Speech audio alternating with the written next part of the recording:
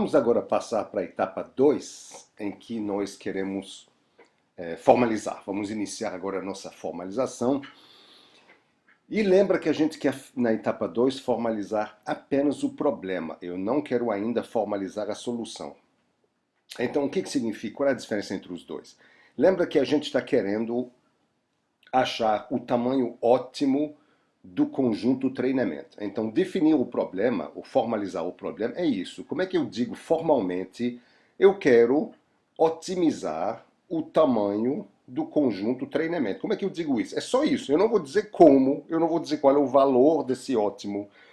Eu não vou formalizar como é que a gente acharia esse valor ótimo. Eu só quero dizer, eu quero achar o valor ótimo do conjunto treinamento. Eu só quero dizer isso, só que eu quero dizer isso formalmente.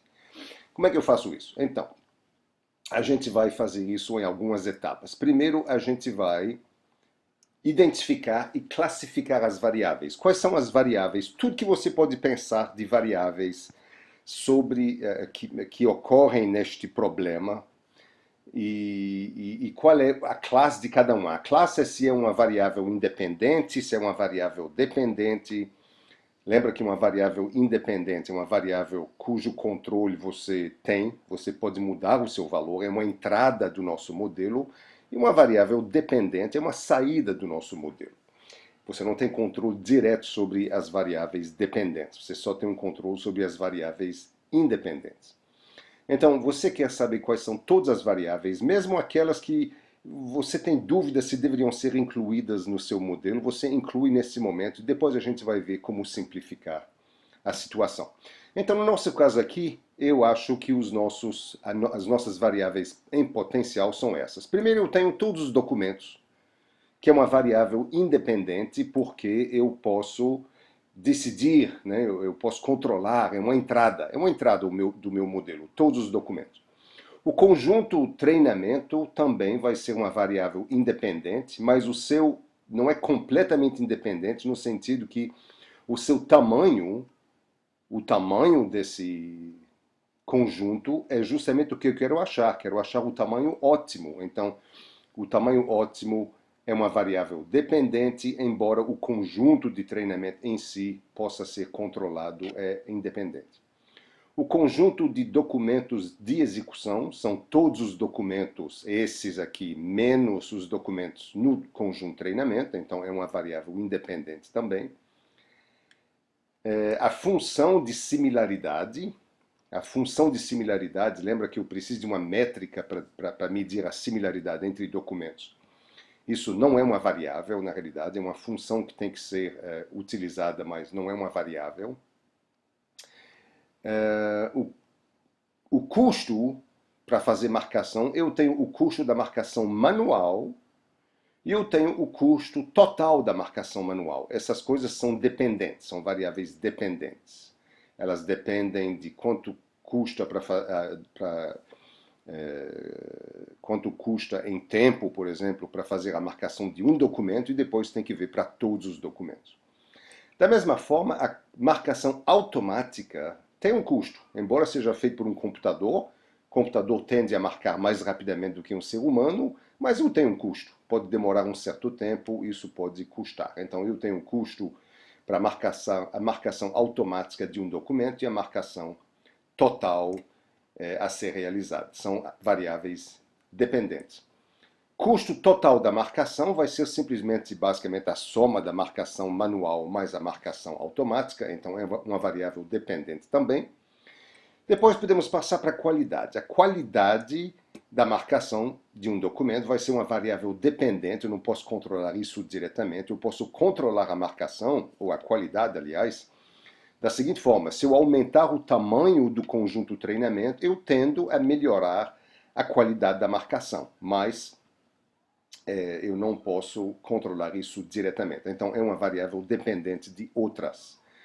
A qualidade da marcação manual, ela depende da habilidade das pessoas, né? Então, eu posso também incluir aqui a habilidade dos marcadores como variável.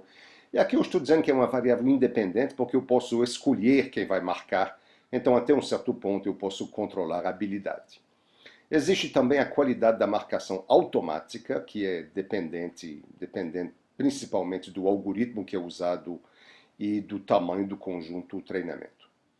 Além disso, eu tenho vários atributos dos meus documentos que podem influenciar o resultado. Por exemplo, meus documentos podem ter um certo tamanho, em páginas, em bytes, e o tamanho do documento, obviamente, poderia afetar o custo de marcação, porque um documento muito volumoso, tipicamente, vai demorar muito mais para ser marcado. Isso é uma variável, são variáveis independentes, porque já que eu posso escolher os documentos, eu poderia até um certo ponto escolher esses atributos.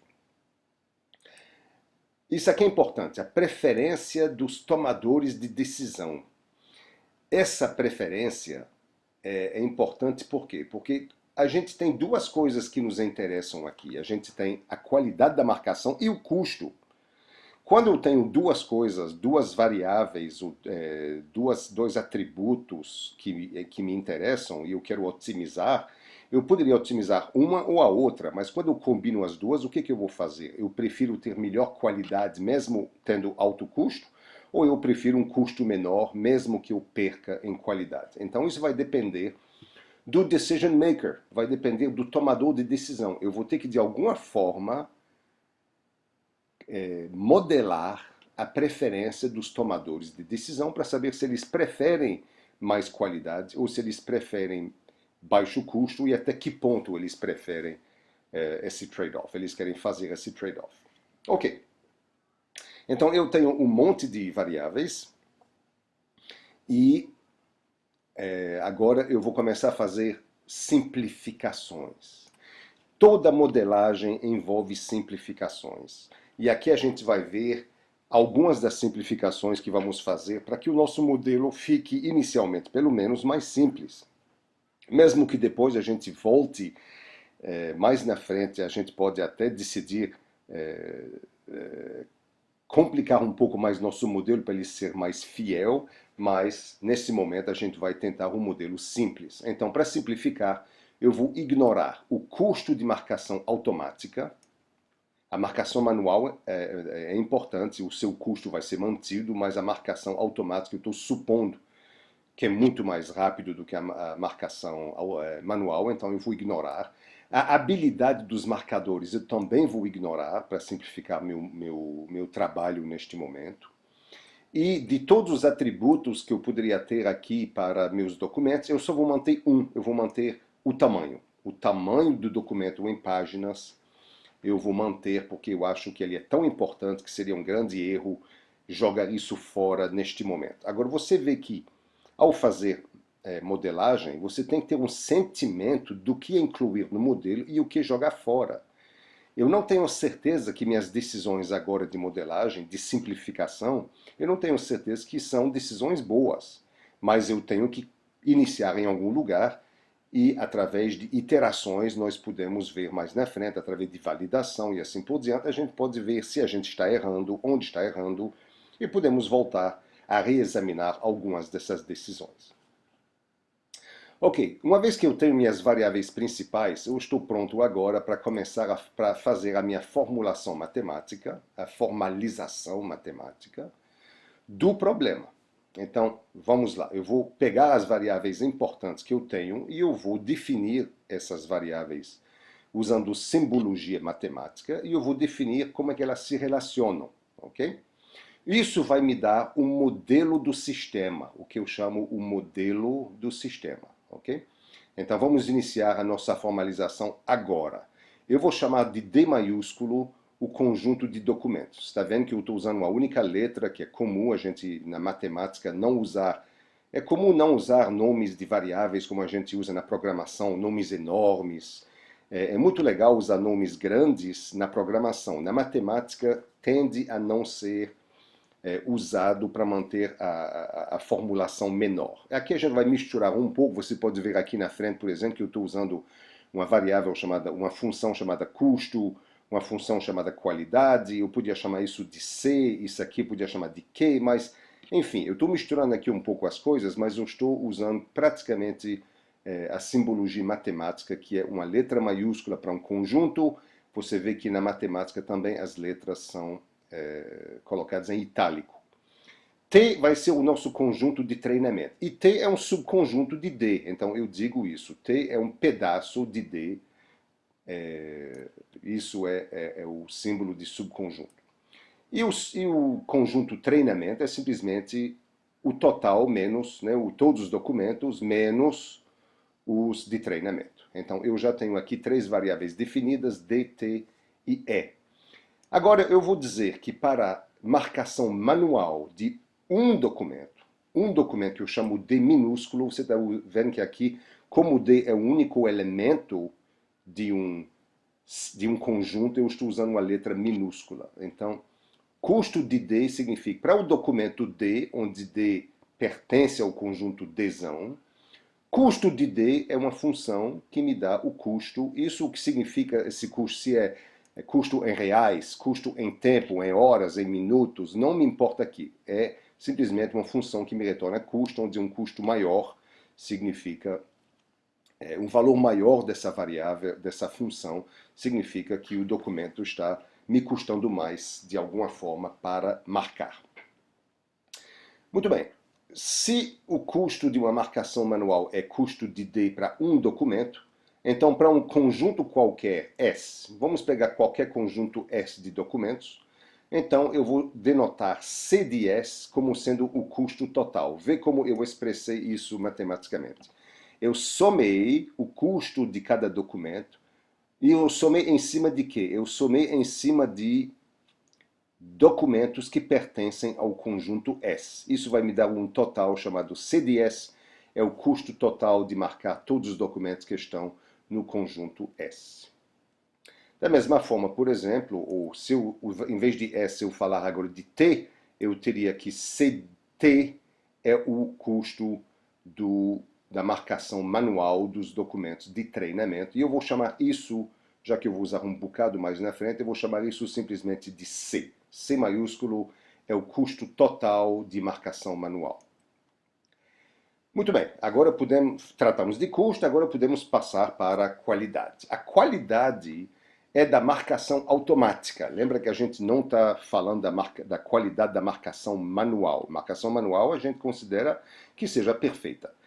Mas o algoritmo que faz marcação automática, ele vai errar potencialmente e a gente vai, portanto, definir a qualidade da seguinte forma. Qualidade com o parâmetro dt significa, ao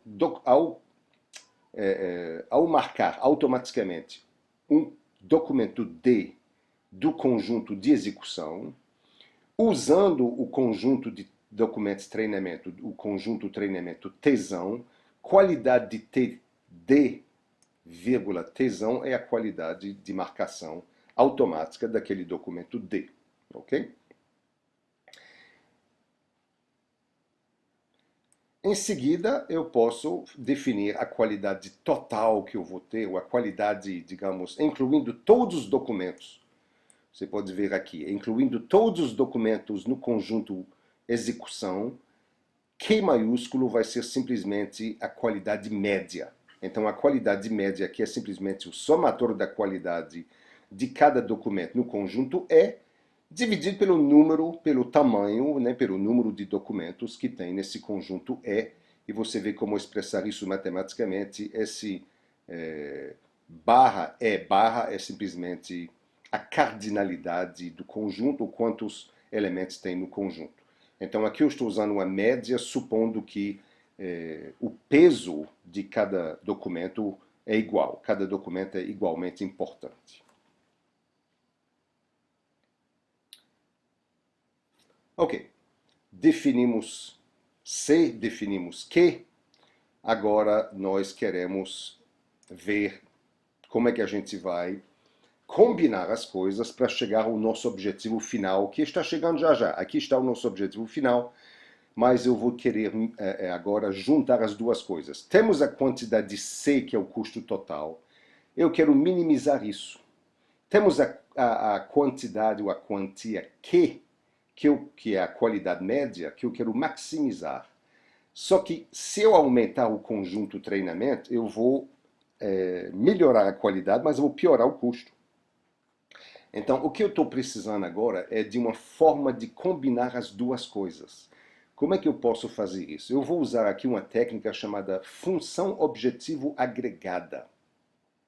Eu vou supor que eu tenho uma função chamada utilidade. Você vê que eu errei aqui até porque, pelo que eu falei antes, utilidade aqui deveria estar em itálico. Bom, um errinho.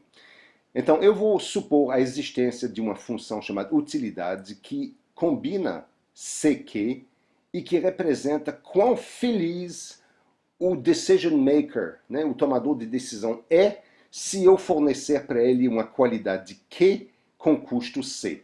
Essa utilidade é uma função que junta C e Q e que captura a felicidade do nosso decisor. E o decisor, dependendo dele, ele poderá preferir mais Q ou ele poderá preferir menos C, e a gente vai ter que ter algum tipo de botão dentro da nossa função de utilidade para representar decisores, né, diferentes. Então, isso é a utilidade, que eu não sei ainda que função é essa, mas eu estou supondo que haja uma função que represente quão feliz o meu decisor vai ser com o que eu vou entregar para ele, que é o conjunto CQ. Muito bem. Eu agora estou pronto para terminar o meu trabalho de formalização do problema e dizer qual é meu problema. Meu problema é maximizar a utilidade CQ sobre o que significa mudando, acertando corretamente o valor do conjunto, da cardinalidade do conjunto T. Isso é o meu objetivo e vocês vão ver que eu deixei a formalização incompleta porque eu não falei que função de utilidade é essa, eu não falei que função de custo vamos usar, que função de qualidade vamos usar. Isso está em aberto, porque eu quero que a soluções diferentes possam me entregar soluções diferentes podem me entregar formas diferentes de solucionar esse problema, mas para mim, desde que de alguma forma você maximiza a utilidade, escolhendo corretamente o tamanho do conjunto treinamento, eu estarei satisfeito. Com isso, terminamos a sessão 2, a etapa 2 de formalização do problema e passaremos para a próxima.